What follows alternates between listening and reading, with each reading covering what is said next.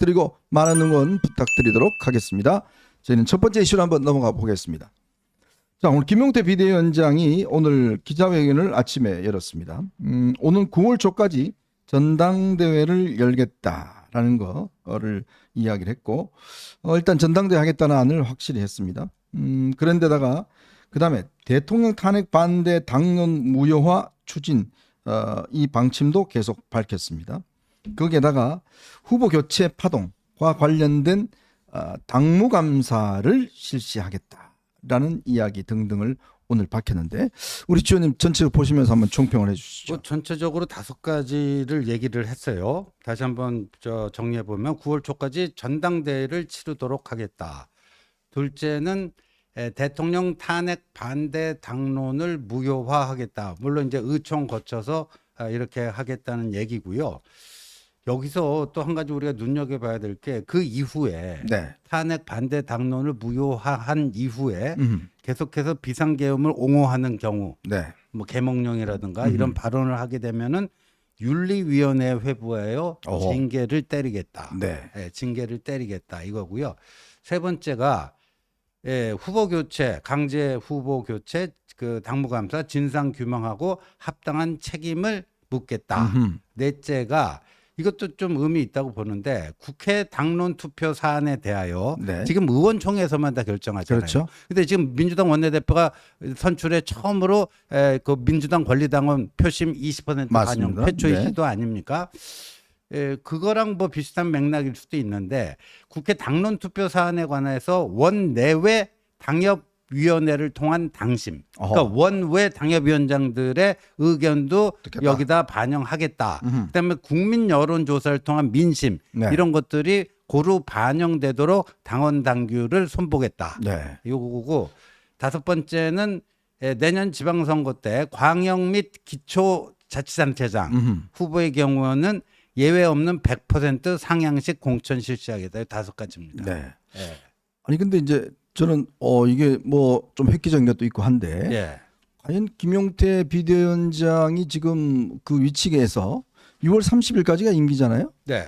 근데 과연 이걸 할 수 있을까 하는 게 좀 그래서 의문스러워요. 이번 주에 원외 당협위원장 간담회를 잡아놨더라고요. 네네. 그러니까 이제 그 의총에서는 여기에 대한 반대 의견이 만만치 않을 수 그렇겠죠. 있잖아요. 네. 그러니까 원외 당협위원장들을 좀 우군으로 삼아서 그 동력을 좀 만들려고 하는 거 아닌가. 그러니까 이 비대위원장 혼자의 힘으로는 이거 불가능하죠. 그렇죠. 당내 다수가 여기에 동조를 해줘야 되지 않겠습니까? 그래서 그런 작업을 나름대로 할 텐데, 아무래도 이제 초선의 그 연령이 좀 제일 최연소 35이죠. 이다 보니까 어느 정도 이제 그 지지세를 모을 수 있을지는 뭐 퀘스천 마크입니다. 네. 송 변호사님 전체 어떻게 보셨어요? 일단 김용태 비대위원장이 6월 30일로 임기를 마치고 바로 내려오려고 할 것 같지는 않습니다. 그렇죠. 오늘 그 기자회견 이후에 문답한 내용을 보면은 그 본인의 소임은 이런 개혁안을 뭐 완성할 때까지라는 취지의 이야기가 있어요. 그러면은 9월 초 전당대회까지 관리형 비대위를 하면서 본인이 비대위원장을 아마 2달 더 하겠다. 라는 의중도 내포되어 있는 것으로 보입니다.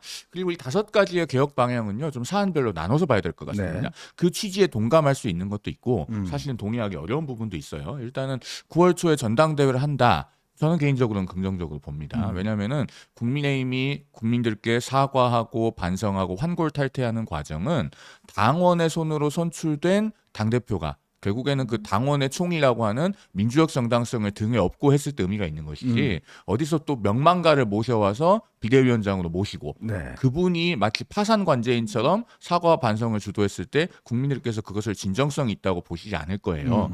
그 점은 일단 긍정적으로 보고요. 그다음에 앞서 그 신 의원님께서도 정리를 해주셨지만, 당론을 형성하는 과정에서 원외당협위원장들의 의견도 수렴하고 민심도 반영될 수 있는 시스템을 만들겠다라고 하는 부분은 대단히 좋게 봅니다. 다만 그것을 어떻게 디테일하게 구성해 나가느냐가 중요할 텐데 2달 안에 그런 시스템이 완성될 수 있을지는 조금 지켜봐야 될 것 같아요. 그리고 이제 조금 따져볼 문제는 탄핵에 대한 당론 반대를 무효화하겠다. 사실은 지금이 6월 8일인데요. 음. 2월 8일쯤 했어야 될 일이죠. 네네. 그러나 뭐 늦게라도 이렇게 반성한다는 것은 긍정적으로 봐요. 다만 여기에 좀 불필요한 이야기가 덧붙여져 있는 것 같습니다. 이게 뭐 성공적으로 당론 무효화가 되면 그 다음부터는 탄핵에 관해서 갑론을박하면은 뭐 윤리 보내겠다는 취지로 지금 그렇게 얘기가 나오는 것 같죠. 네. 그런데 물론 계엄에 대해서 옹호하면 윤리위에 보내겠다라고 워딩은 되어 있는데 당내에서 공개적으로 그런 걸 가지고 뭐 비난하거나 이러면은 다 또 못하게 하겠다라는 취지로 되어 있어요. 그러면은 이건 저는 사족이라고 봅니다. 왜냐하면 어쨌든 그 계엄과 탄핵에 관한 과정은 역사적 사건이기 때문에 앞으로도 공론장에서 그 얘기가 나오지 않을 수가 없어요. 그러면 그 이야기 할 때마다 다 제어하고 못하게 할 겁니까? 그거는 당내에서 언론의 자유를 좀 심하게 침해하는 것이다 라는 생각도 아울러 들고요. 네. 마지막으로 이거 굉장히 중요하게 봐야 될 요소인데 광역단체장, 기초단체장 100% 경선을 원칙으로 한다. 그리고 지금 그 국회의원 같은 경우도 상향식 공천에 전면 실시를 하겠다고 되어 있나요? 뭐 지금 그런 취지로 되어 네. 있는데 이거는 언뜻 듣기에 좋게 들리지만 사실은 개혁 공천을 오히려 더 어렵게 하는 겁니다. 맞아요. 제가 한 가지 예를 들면요.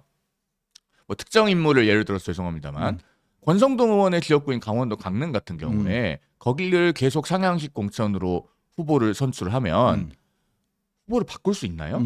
그분이 아마 계속 될 겁니다. 지금 우리나라에는요 그런 지역구들이 현실적으로 존재해요. 그러니까 특정 지역의 영주라고 부를 만큼 그 지역구에 대한 장악력이 강해서 중앙에서 정말로 개혁적인 인물을 전략적으로 공천하지 않으면은 도저히 인물 교체가 되지 않는 곳 또는 그 TK에 그런 곳들이 좀 있는데요. 인구 유입 자체가 굉장히 적어요. 인구 유입이 없어서 유권자가 바뀌지 않고 당원도 바뀌지 않아요. 거기는 다 몇 집 건너서 다 국민의힘 당원이고 누가 누군지 숟가락 개수까지 다 아는 동네들입니다. 그런 곳에서는요. 경선으로 사람을 뽑으면은 현역 의원들의 기득권 또 현역 단체장들의 기득권이 극대화됩니다.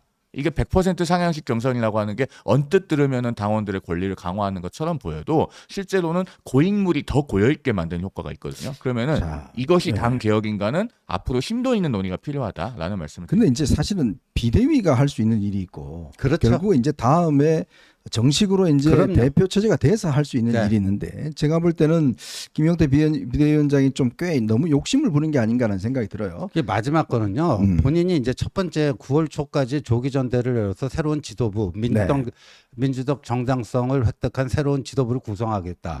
그러면 내년 지방선거 공천을 어떻게 할지는 그 그쵸, 새로운 거기 지도부를 해야죠. 맡겨야죠. 네, 그걸 왜 여기까지 생각해요? 본인이 손보는 거는 좀 과한 거죠. 오버한 거죠. 그러니까 이제 5가지를 저는 이렇게 봐요.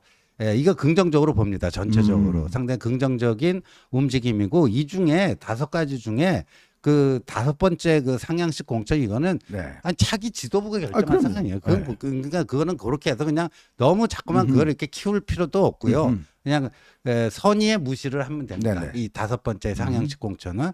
그리고 1, 2, 3, 4번인데 근데 이제 저는 이제 한동훈 대표를 지지하는 사람 중에는 조기 전당대회가 열리면 한동훈 전 대표가 출마해야 된다는 사람도 있고 네. 너무 이미지 소모가 심하다. 그렇죠. 그렇게 되면 좀 전략적 좀 휴지기를 가질 필요도 있다 하는 의견도 만만치가 않습니다. 그런데 이 조기 전당대회 문제는 한동훈 전 대표의 출마 여부하고는 뭐 연관은 되지만 그게 그냥 등치될 수는 없는 거 아닙니까? 그렇겠죠. 저는 뭐 한동훈 전 대표가 출마하든 출마하지 않던 비대위 체제가 장기화되는 거는 당의 아니다. 건강성을 위해서 그닥 좋지가 않다. 네. 예, 그렇게 봅니다. 저도 그 말씀에 네. 매우 동의합니다. 그러니까 이게 지금 보면 이런 이제 앞으로 이 아까 제가 말씀드렸습니다만은 실제 좀 구분을 해야 될 것 같고요. 이제 2달 남짓 뭐 앞으로 한다 그러면 전당대회 전까지 사실 김용태 비대위원장이 할 수 있는 일은 결국 이제 전당대회를 온전히 이제 치를 수 있는 그 시스템.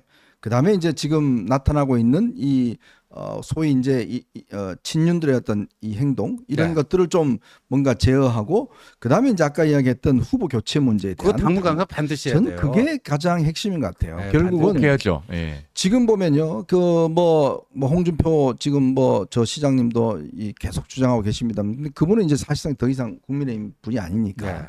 근데 어쨌든 그거는 정말 제가 볼 때는 중요한 문제 같아요. 왜냐하면 그것에 대해서 오늘 뭐 저 권영세도 뭐 자기 입장을 뭐 내고 뭐 어쩌고 저쩌고 했는데 뭐 전혀 불법적인 게 없었다라고 이야기를 하는데 글쎄 이거는 불법적인 걸 넘어서서 사실상 민주주의 원칙에 맞지 않는 일들을 했기 때문에 네. 저는 그것에 가담했던 인사들에 대해서는 반드시 이 비대위가 책임을 물어야 그래야지만이 사실은 이 비대위의 어떤 전당대회를 할 수 있는 기초적인 분위기가 조성되는 거 아니겠습니까? 실제로 그 5월 10일에 뭐 당내 쿠데타라고까지 불렸던 우리나라 정당 사상 전대미문의 후보 교체 시도가 있었을 때 당원들이 그것을 위대한 선택으로 부결시켰잖아요. 그 순간에 원래 비대위는 전원이 사퇴했어야 맞는 겁니다.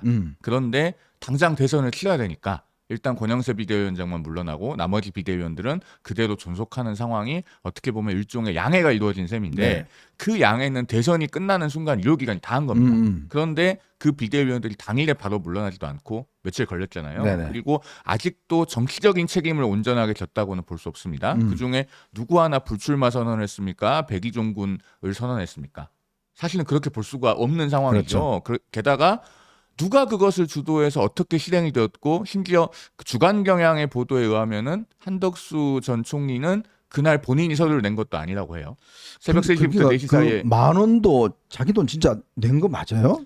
그동안 우리가 그 이야기를 했잖아요. 만 원은 자기 돈 냈을 거예요, 당비. 네. 근데 그 기사를 보면 그 만 원도 자기 돈으로 했을까 하는 의문도 있어요. 그러니까요. 도저히 상식적으로 납득할 수 없는 일들이 연속적으로 그날 새벽에 벌어졌는데 그것에 대해서 하나도 진상 규명이 된 게 없어요. 당 그렇죠. 차원에서. 그러면은요. 이걸 만약에 계속 방치하잖아요. 잘못하면은 정권의 수사 대상이 될 겁니다. 네. 그런 부분을 생각해봐도 이건 당 자체적으로 진상 규명을 해야 되는 거고 더더군다나 당원들이 반대해서 못하게 한 일입니다. 그러면은 그런 것들을 누가 주도해서 했는지에 대해서는 정확하게 가리고 나아가서 그 정치적 책임도 반드시 지게 해야죠. 네. 자. 일단 이게 뭔가 이제 좀 움직임, 그래도 뭔가 좀 하려고 하는 움직임이 그 김용태 비대위원장한테 있는 것 같습니다. 그렇지만 기득권의 저항은 아마 굉장히 셀 겁니다. 이 친윤들도 그냥 죽지 않을 겁니다. 죽지 않고 자 거기에 이제 대표적으로 이제 지금 보면 김문수 전 후보께서 굉장히 요즘 뭐 아주 열심히 움직이고 있어요. 매일 하루 한 건씩 기사를 만들어내고 있더라고요. 네. 자, 근데 지난주 토요일이었습니다. 토요일 날 이분이 말이에요. 서초동에 출몰을 했습니다. 자, 이게 뭐냐면 서초동에 지금 그 앞에 일부 유튜버들 뭐 연합회가 중심이 돼서 윤어게인 집회를 매주 토요일마다 열고 있잖아요. 매주 토요일 저 같은 장소에서 네, 같은 해요. 장소에. 서초역 7번 출구 네, 앞. 예. 그렇죠. 근데 하필 왜 그 시간에 네. 지하철을 타고 거기서 이제 지금 버스를 저렇게 뭐 이 갈아타는 그 지점이 이제 집회하던 지점이었던 것 같아요. 예.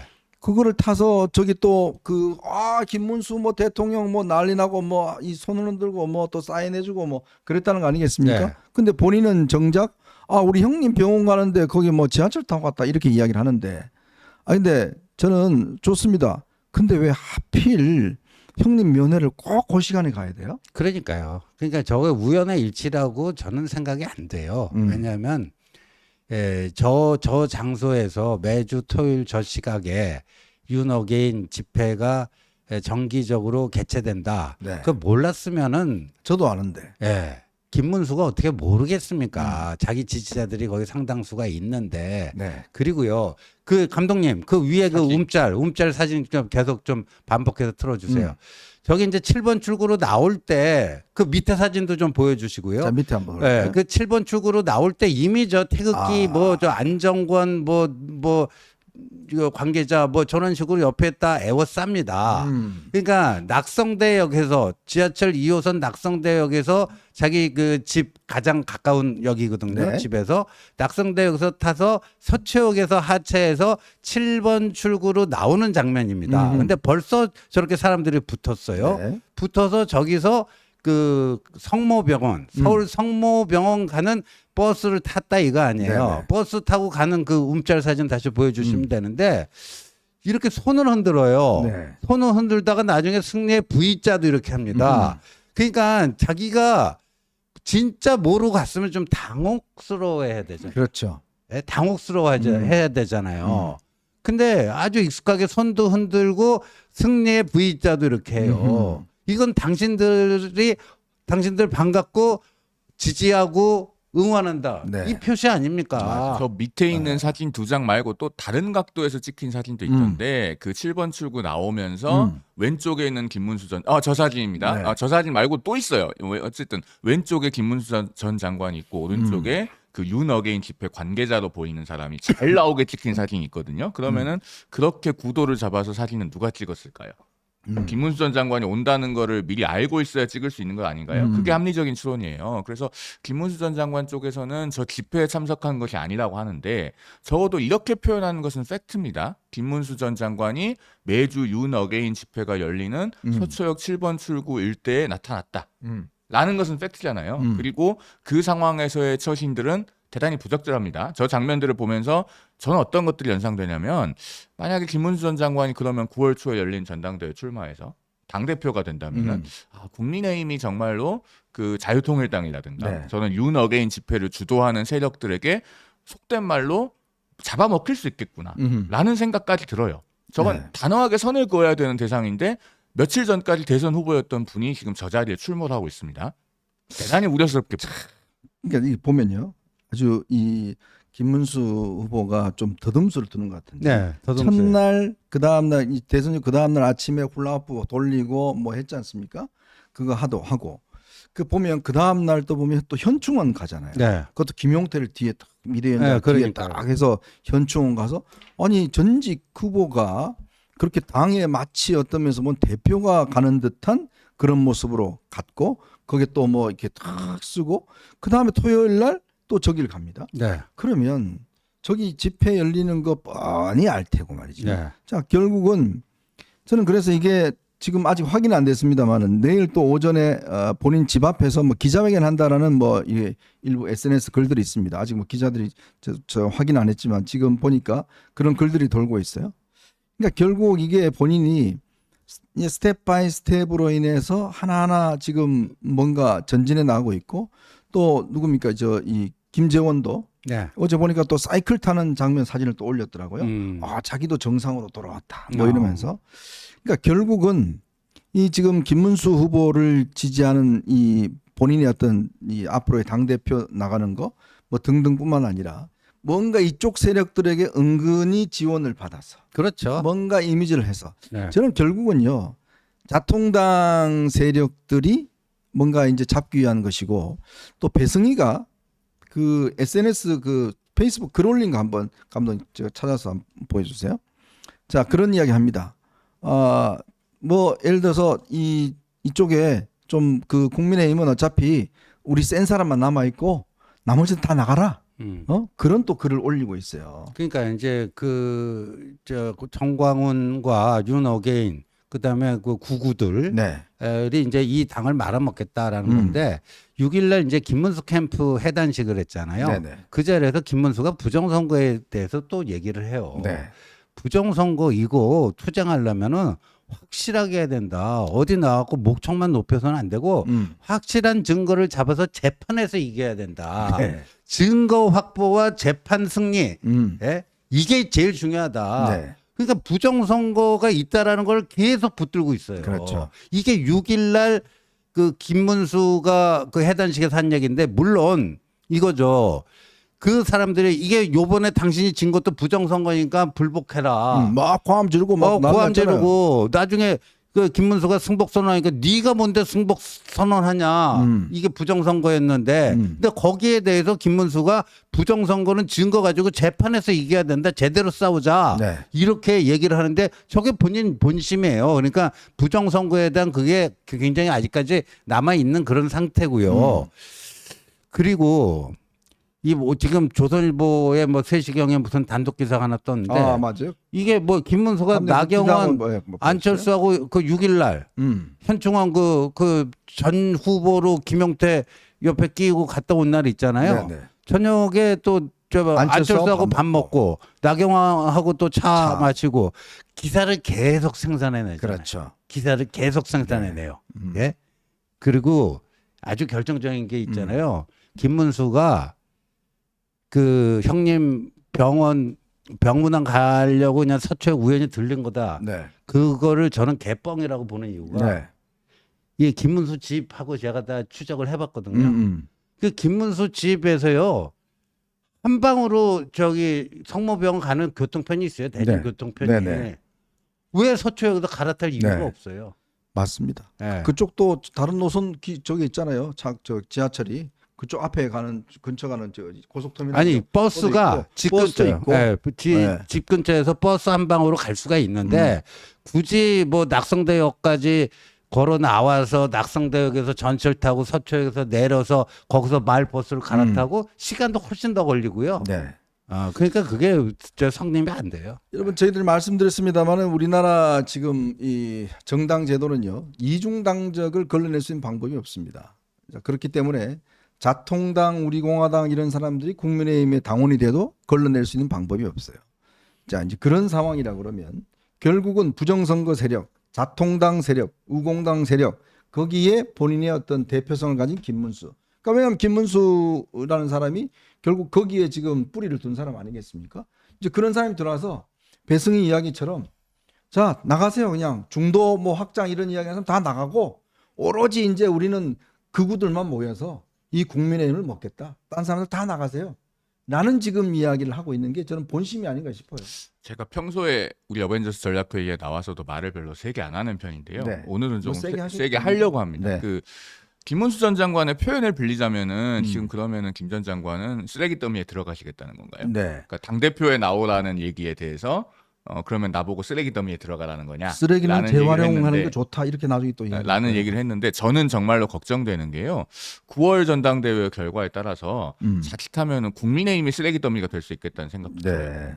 그런 극우 세력, 음. 자통당 세력, 부정선거 세력 이 당에 대거 들어와서 당을 접수하려고 드는 상황이 되면은 정말로 이 당은 이제는 재생 불가능하게 됩니다. 네. 이제 9월 초에 전당대회를 하겠다고 하는데 정말로 대한민국 보수 정당의 명운이 걸린 전당대회가 될 수도 있겠다라는 생각이 들어서 정말로 당원들께서 중심을 잡아주셔야 되는 그런 절체절명의 상황이 아닌가라는 생각도 듭니다. 참 이게요. 결국 이제 이들 세력 그동안 우리가 쭉 봐왔지 않습니까? 결국 이제 개혁을 거부하고 또 그냥 우리끼리. 근데 이제 친윤들이 또 이제 힘이 상실되니까 그 빈틈을 바로 이 자통당 세력과 부정선거 세력들이 침투해 들어와서 아예 당에 주류로서 어떤 자기들을 자리매김하려고 하는 그 이 공작들이 저는 시작된 게 아닌가 그런 느낌이 많이 듭니다. 그 저 정광훈 똘마니 역할하는 신혜식이 네. 그 광화문 그 오픈 토크쇼 할 때 네네. 마이크 잡고 대놓고 얘기하잖아요. 음. 이제 우리가 국힘을 접수할 먹자. 때가 왔다. 말아먹자. 네. 네. 자, 여러분 이거는요 간단치 않은 겁니다. 이제 우리가 대선 때는 속았습니다. 경선 때는 속았지만 그러나 이제 실체를 좀 아셨잖아요. 김문수라는 사람의 실체와 그의 음흉한 속내 저는 이제 이렇게 표현을 해야 되겠습니다. 왜냐하면 저분이요 겉으로는 뭐 굉장히 순진한 척 뭐 청량한 척 하는데 지금 하는 행동을 보면요 이거 간단치 않습니다. 누군가가 하여튼 뒤에서 계속 이제 기사를 기자들한테 제공해주고 있고 기자들 단톡방도 여전히 살아있던 것 같아요. 네. 그러면서 비공개다. 그러면서 다 일정 알려주고 뭐 이런 식으로 행보를 하는 거 보면 또 더군다나 지금 월요일날 만약에 기자회견을 또 한다고 그러면 아마 이런 것들을 아마 노골적으로 하지 않겠는가. 결국 저런 세력들이 결국 당에 침투해 들어와서 즉 악화와 양화를 구축하는 저는 그런 현상들이 국민의힘에서 벌어질 수도 있겠다. 그러니까 우리가 김문수의 이중 플레이를 잘 봐야 됩니다. 그 해단식에서는 무슨 얘기했어요? 이 민주주의에 대한 투철한 신념이 없어갖고 이렇게 된 거다. 네. 그러니까 윤석열이 자유민주주의에 대한 제대로 된 이해가 없어갖고 비상계엄이라고 하는 말도 안 되는 짓거리를 했다. 네. 그리고 그거를 당이 못 막아냈다. 네. 그게 대선의 진 첫 번째 원인이다. 패인 분석을 김문수가 그렇게 했잖아요. 그렇죠. 그러니까 윤석열의 비상계엄을 막지 못해서 우리가 대선 진 거다. 아니 김문수 입에서 저런 얘기가 나와? 개몽령을 막 하고 그러니까 도대체 어떤 게 진짜 김문수야 하는 거예요. 근데 하여간 김문수가 그런 식으로 그래서 뭐 깊은 성찰과 개혁이 필요하다 막 이런 얘기를 했잖아요. 네. 해단식 때. 그러니까 김문수조차도 이제 자기가 개혁 코스프레를 하려고 하는 거예요. 네. 윤하고 거리두기 하면서 당내에서는 또 그런 식으로 해갖고 좀 이미지 좀 이렇게 분칠하고 근데 그렇게 얘기한 지 며칠 됐다고 저길 찾아가요. 예? 그러니까 김문수의 이중 플레이라는 걸 정확히 알고 우리가 꿰뚫어 보고 그런 거를 있는 그대로 이렇게 드러내야 됩니다. 네. 자꾸만 저 어리버리한 그 더듬수에 넘어가면 안 돼요. 네. 저도 한 말씀만 드리면 오늘 이제 이재명 대통령 치하가 된 지 5일째입니다. 왜 그렇게 됐습니까? 12월 3일 비상계엄 때문에 그렇게 됐죠. 그리고 국민의힘 당 전체가 똘똘 뭉쳐서 그 비상계엄을 주체적으로 막아냈으면 여기까지 안 왔을 텐데 그렇죠. 그렇게 못해서 여기까지 왔습니다. 자, 그러면은 국민의힘이 앞으로 앞서 말씀드렸던 그 자유통일당 세력 또 윤어게인 세력, 부정선거 세력이 들어와서 정말로 변방으로 내몰리고 국민의 선택을 받지 못하는 집단이 되면 그것도 누가 제일 좋아하겠습니까? 이재명 대통령이 제일 좋아하겠죠. 땡큐죠. 다음 총선에서 그렇게 되면 뭐 200석이 아니라 230석, 250석도 할 겁니다. 너무나 좋아할 거예요. 지난번 그 대선 과정에서요. 민주당의 각종 홍보물을 보면 자기네들은 통합을 한다는 의미라고 빨간색을 넣어놨다고 해요. 근데 그 빨간색이 어디 있습니까? 구석에 보면 조그만한 삼각형으로 있어요. 전 그거 보면서 저건 통합이 아니고 오히려 국민의힘을 저 정도 세력으로 축소시키겠다는 의미가 아닌가라는 그런 은유가 아닌가 하는 생각마저 혼자 해본 적이 있습니다. 네. 그런데 그런 극단적인 세력들이 들어와서 국민의힘의 주축이 되면 정말로 그렇게 돼요. 우리 PD님 혹시 그 지난번 대선 때 민주당이 썼던 그 로고 있으면요. 한번 찾아서 좀 보여주세요. 정말로 그렇게 될까 봐서 저는 그 오늘부터 밤에 잠이 안 올 것 같습니다. 여러분 이게 한 번 속으면 실수라고 할 수가 있어요. 근데 두 번, 세 번 속으면요, 이건 바보입니다. 특히 우리가 이제 이번 선거를 통해서 이 얼마나 부정선거 세력, 자통당 세력, 우공당 세력의 어떤 실체 그리고 또 이 사기 경선 이 문제에 대한 어떤 실체를 우리가 명확히 봤지 않습니까? 그렇다면 우리 국민들이 원하는 거 여론조사 통해서 다 드러났지 않습니까? 그렇죠. 근데 그러면서도 또 일부 세력들은 또 아니다라고 이제 간다 그러면 저는 이거야말로 이적 행위라 하는 거라 봅니다. 즉 보수 세력을 아예 씨를 말리겠다는 저는 행태로 봅니다. 이걸 분명히 알고 우리가 정말 건전한 합리적 보수의 길을 이제 정말 만들어야 되겠다라는 생각을 많이 합니다. 여러분 이제 정신 바짝 차려야 될 것 같습니다. 이게 뭔가 더듬수와 어리버리 이걸로 해서 또 한 번 국민의힘이 속으면요, 이제 아마 멸종이 될 겁니다. 공룡이 멸종됐듯이 아예 합리적 보수와 국민의힘은 멸종 시대를 맞이할 걸로 저는 보여집니다. 자, 저희는 이제 두 번째 이슈로 한번 넘어가 보겠습니다. 여러분 보시면서요, 구독과 좋아요 알림 꼭 부탁드리겠습니다.